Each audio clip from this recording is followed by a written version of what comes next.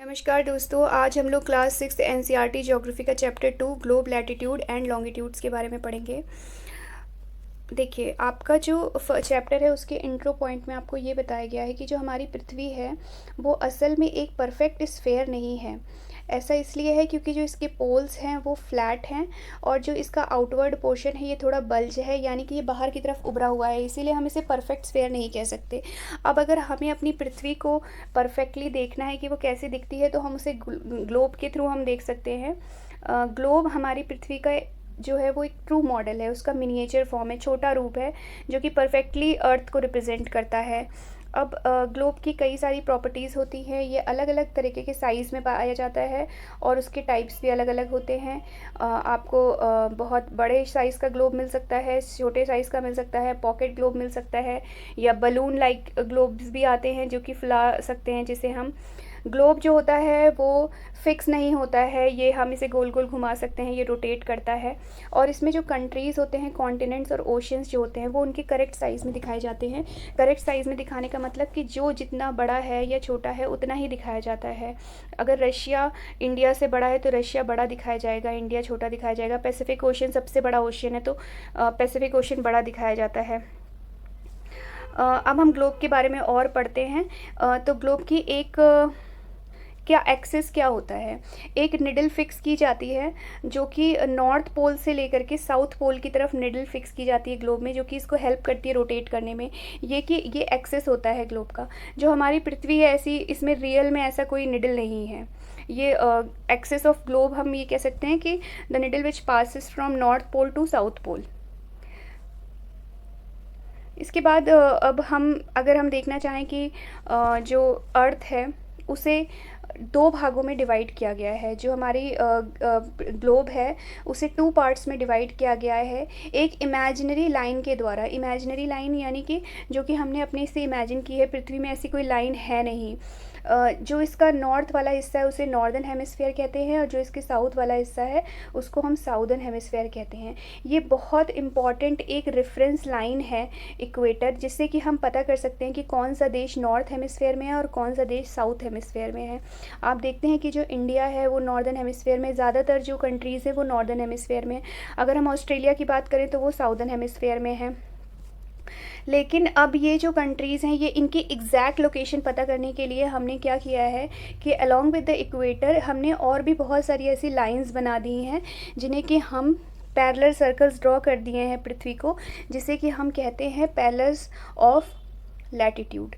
ये इक्वेटर से लेकर के पोल्स की तरफ जाते हैं, तो ये हमारे होते हैं पैरेलल्स ऑफ लैटिट्यूड्स। अब इसके बारे में हम थोड़ा और पढ़ते हैं कि ये डिग्री में नापे जाते हैं पैरेलल्स ऑफ लैटिट्यूड। देखिए, इक्वेटर आता है 0 डिग्री और इससे ऊपर की तरफ 20 degree north, 40 degree north, 60 degree north, 80 degree north और नॉर्थ पोल में 90 डिग्री नॉर्थ। ये जो होते हैं इन्हें हम डिग्री में नापते हैं।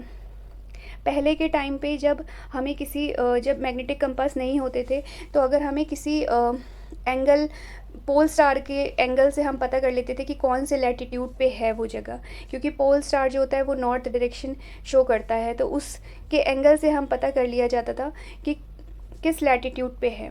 इक्वेटर जो है वो हमेशा 0 डिग्री दिखाता है।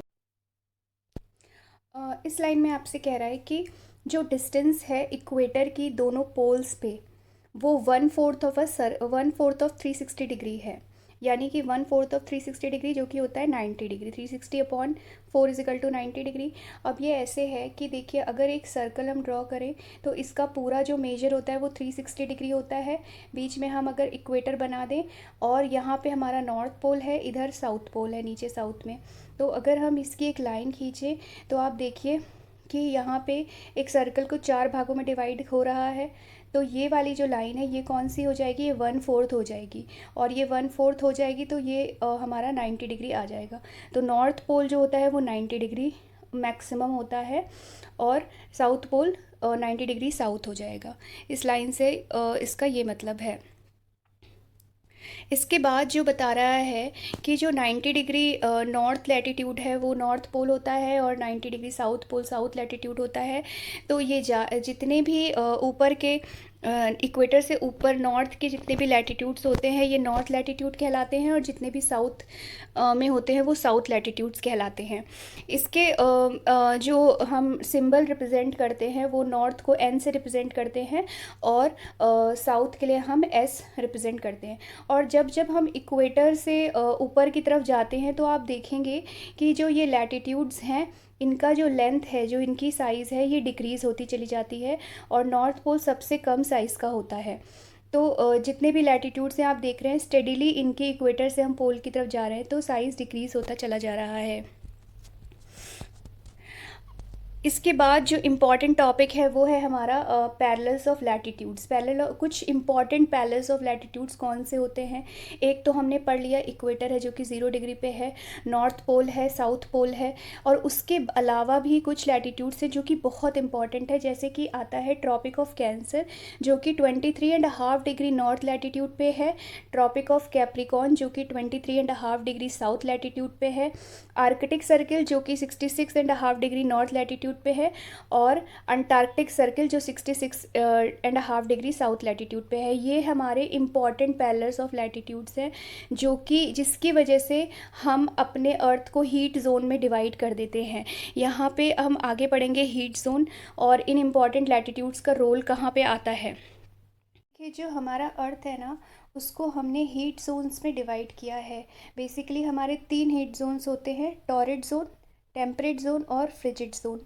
तो अब ये किस बेसिस पे डिवाइड किया गया है? ये इस बेसिस पे डिवाइड किया है कि सूरज की रोशनी कितनी सीधी पड़ती है, सूरज की किरणें कितना सीधा पड़ रही हैं किस जगह पे, उस बेसिस पे हमने हीट जोन को डिवाइड किया है, किस लैटिट्यूड पे किस तरीके से सूरज की किरणें पड़ रही हैं।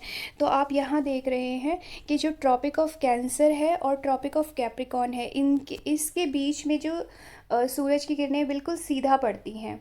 यहाँ पे जितनी भी प्लेसेस लोकेटेड हैं, यहाँ पे जो मिड डे सन होता है, मिड डे सन मतलब कि 12 बजे के टाइम पे जबकि सूरज बिल्कुल अपनी हाईएस्ट पोजीशन पे होता है और किरणें उसकी एकदम सीधा सीधा पृथ्वी पे पड़ती हैं।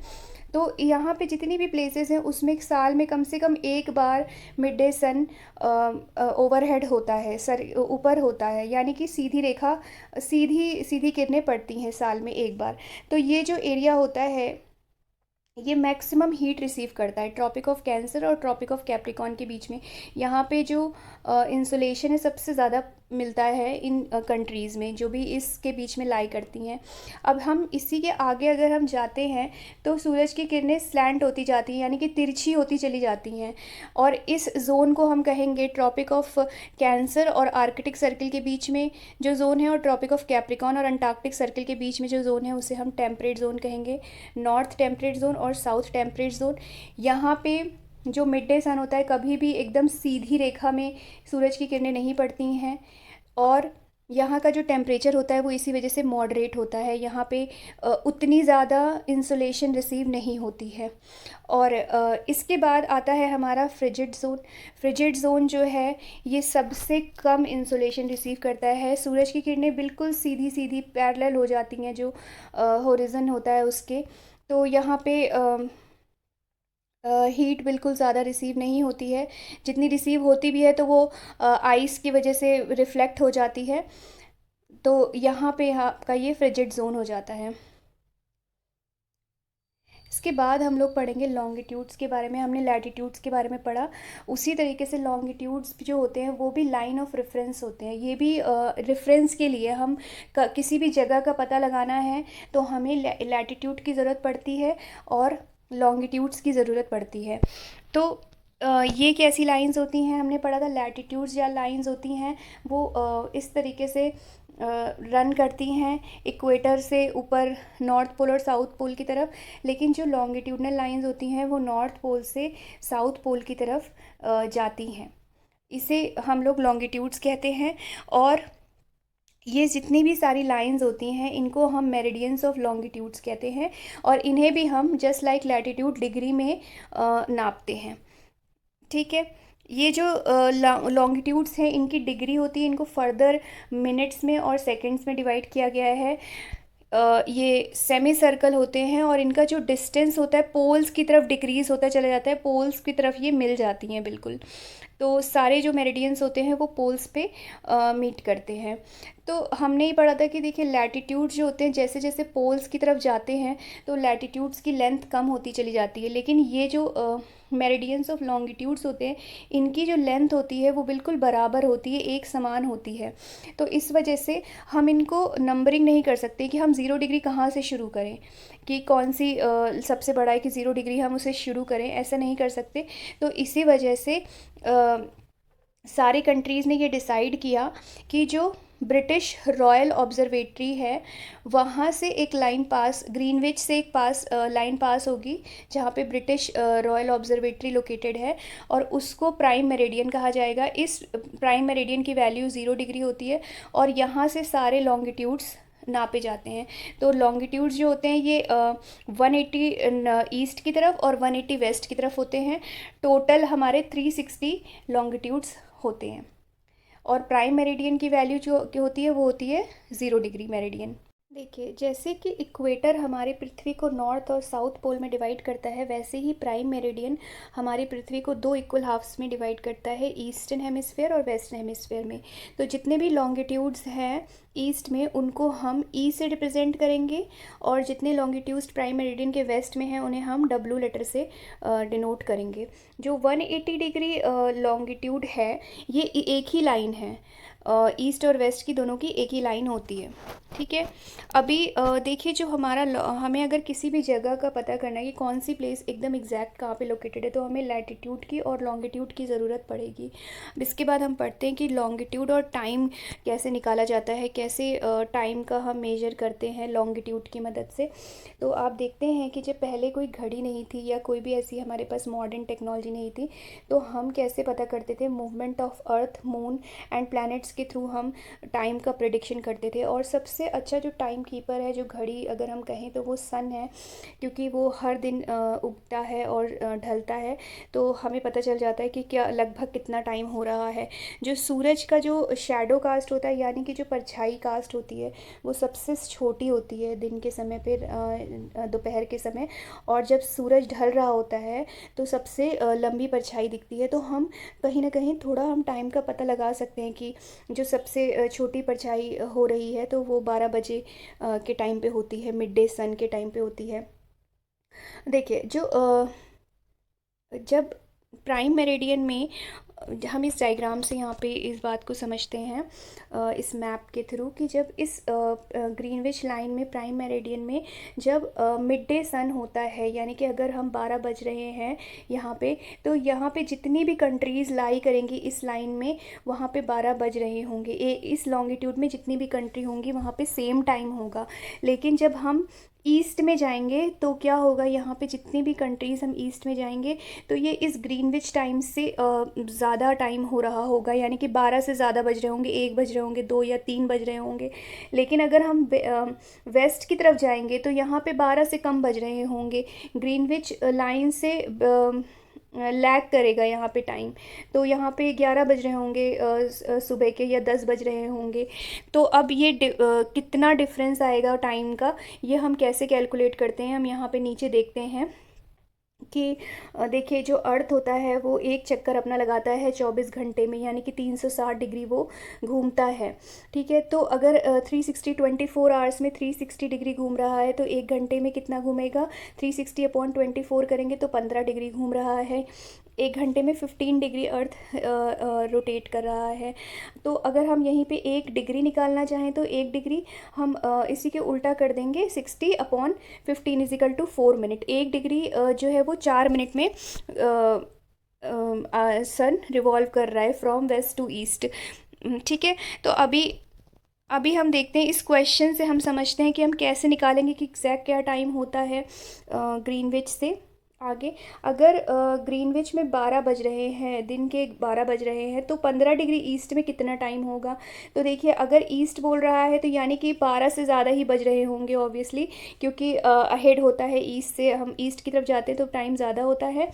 तो 12 बजे यानी 0 डिग्री पे 12 बज रहे हैं, तो 15 डिग्री पे क्या होगा, आपको पता है कि 1 डिग्री पे 4 मिनट लगा रहा है 1 डिग्री घूमने में, तो 15 × 4 = 60 मिनट, 60 मिनट्स लगाएगा।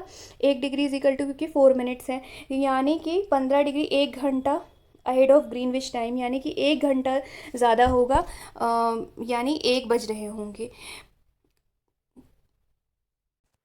वहीं अगर हम 15 डिग्री वेस्ट देखेंगे ग्रीनविच में, तो 1 घंटा पीछे हो जाएगा, यानी कि 11 बज जाएंगे। अगर हम ये देखें कि 180 डिग्री पे कितना होगा, 180 डिग्री ईस्ट पे कितना होगा, तो आप क्या करेंगे, 180 × 4 कर देंगे, तो ये हमारा आ जाएगा 720 आ जाएगा, यानी कि 720 मिनट। 720 मिनट को हम घंटे में डिवाइड करेंगे, तो यानी कि 60 कर देंगे, और 60 से हमारा 12 आ जाएगा, तो यानी कि 12 आवर्स आ जाएंगे हमारे, है ना। तो 12 आवर्स आ जाएंगे, तो यानी कि 12 घंटे हमारा आगे चलेगा। इसी तरीके से हम ग्रीनविच की मदद से, ग्रीनविच मेरिडियन की वजह से हम टाइम निकाल सकते हैं किसी भी प्लेस का एडजस्ट कर करके। तो किसी भी जगह का जो वॉच है, हम उसमें से हम 12 बजे पता कर सकते हैं, जब सन अपनी हाईएस्ट पोजीशन पे होता है, मिड डे के टाइम पे होता है, तो वहाँ पे 12 बज रहे होते हैं, और वहीं वहाँ का लोकल टाइम होता है। हर एक लॉन्गिट्यूड में जितने भी प्लेसेस आएंगी, वहाँ का जो लोकल टाइम होता है वो सेम होता है। अब इससे बड़ी दिक्कत आ जाएगी। अब दिक्कत क्या आएगी, यह हम पता करते हैं। हम पहले देखेंगे कि इंडियन स्टैंडर्ड टाइम क्या होता है। तो देखिए, जो लोकल टाइम होता है प्लेसेस का, वो अलग अलग मेरिडियंस में अलग अलग होता है। एक ही मेरिडियन में तो सेम होगा, लेकिन जितने भी जो मेरिडियंस लॉन्गिट्यूड्स होते हैं उसमें अलग अलग होगा। तो इसके वजह से क्या होगा कि जब एक कंट्री में बहुत सारे लॉन्गिट्यूड्स आते हैं, तो वहाँ पे टाइम का बिल्कुल मिसमैनेजमेंट हो जाएगा, अलग अलग जगह पे अलग अलग टाइम दिखाएगा। और जो ट्रेन्स होती हैं उनका हमें चार्ट बनाने में बड़ी दिक्कत आ जाएगी। जैसे इंडिया में ही अगर आप देखेंगे, तो जो डिफरेंस है वो 1 घंटा 1 hour 45 minutes का है, द्वारका गुजरात में और डिब्रूगढ़ असम के बीच में। तो इसको सॉल्व करने के लिए सभी कंट्रीज़ अपना एक स्टैंडर्ड मेरिडियन अडॉप्ट कर लेती हैं। तो उसी के हिसाब से सारा टाइम को नापा जाता है। इंडिया का जो स्टैंडर्ड मेरिडियन है वो 82.5 डिग्री ईस्ट में लाई करता है। इस मेरिडियन के हिसाब से ही इसमें जो टाइम होगा वही सारे कंट्री के लिए मान्य होता है। ठीक है, तो ये हमारा इंडियन स्टैंडर्ड टाइम होता है, जो कि सभी प्लेसेस में फॉलो किया जाता है। जो हमारा इंडियन स्टैंडर्ड टाइम है वो ग्रीनविच मेरिडियन से 5 hours 30 minutes आगे है। तो अगर जो है यहाँ पे इंडिया में, अगर लंदन में 2 बज रहे हैं दिन के, तो इंडिया में 7:30 बज रहे होते हैं उस समय शाम के। कुछ कंट्रीज़ जो बहुत, जिनका लॉन्गिट्यूडनल एक्सटेंट बहुत ज़्यादा है, उन्होंने बहुत सारे स्टैंडर्ड टाइम्स अपनाए हुए हैं। जैसे आप देखिए, रशिया में 11 स्टैंडर्ड टाइम्स हैं, यानी कि उनके 11 स्टैंडर्ड मेरिडियंस उन्होंने खींचे हुए हैं, और उसके हिसाब से अपना टाइम एडजस्ट किया हुआ है। हमारी पृथ्वी को 24 टाइम जोन्स में बांटा गया है, 24 टाइम जोन्स में बांटा गया है, और हर एक टाइम जोन 1 घंटे का है। तो यानी कि एक जो लॉन्गिट्यूड है वो 15 डिग्री को कवर कर रहा है। ये ऐसे है कि देखिए, अर्थ जो है वो हमारा 360 डिग्री कवर करता है 24 आवर्स में। तो और जो टाइम जोन्स हैं वो 24 हैं, तो अगर हम 360/24 करेंगे तो हमारा आएगा 15 डिग्री। तो इसीलिए हम इससे कंक्लूड करते हैं कि हर एक जोन जो है वो 15 डिग्री का लॉन्गिट्यूड कवर करता है। इसी के साथ हमारा ये चैप्टर ख़त्म हुआ। और अगर आपको ये वीडियो अच्छी लगी हो तो please like, share and subscribe, comment. Thank